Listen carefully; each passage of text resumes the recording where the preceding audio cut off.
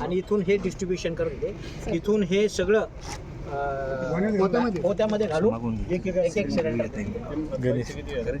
ते माहिती घ्यायचं. आम्ही बाहेरून आलो तर आम्हाला सिलेंडर बी घेता येईल, दादांचे सगळे दिसतील. हो हो हो. एक्सक्लुझिव्हचे नियम पण याने हे केलेले इथं सोसायटीमध्ये.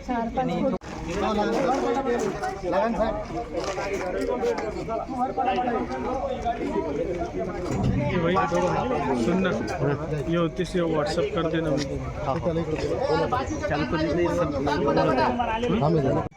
गुन्हा रजिस्टर करायचं. पहिली गोष्ट सांगा, ह्या गाड्या ह्या कोणाचे सिलेंडर सगळे हे सिलेंडर कोणासाठी अलर्ट झाले? पोलिसाच्या गाडीमध्ये यांना पोलिसाच्या गाडीत बसवा.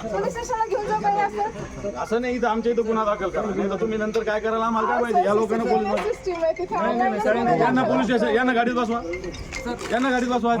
सांगा की 500 रुपये. मी विचारलं ना फोन करून, जे गॅस आपण घेतात तुमचं बुकिंग कधीच आहे?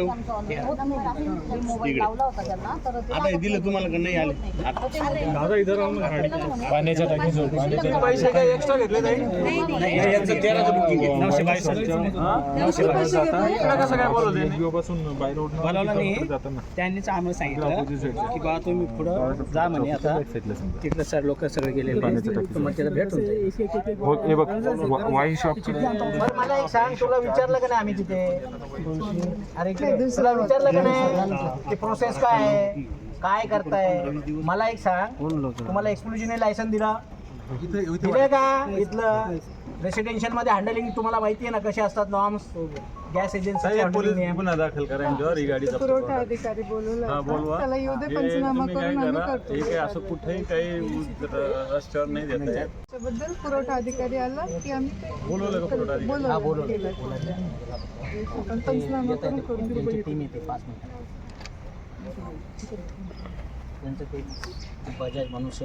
अवैध गॅस पुरवठा करणारी गाडी पकडली, नेमकं काय प्रकरण आहे आणि या संदर्भात काय कारवाई करणार आहे? आमच्या शिवसेनेच्या वतीनं आज जवळपास शहरातल्या 23 एजन्सीवर एकाच वेळेस आंदोलन केलं. सकाळी आंदोलन केल्यानंतर एक या सोसायटीमध्ये ही रिक्षा आढळली.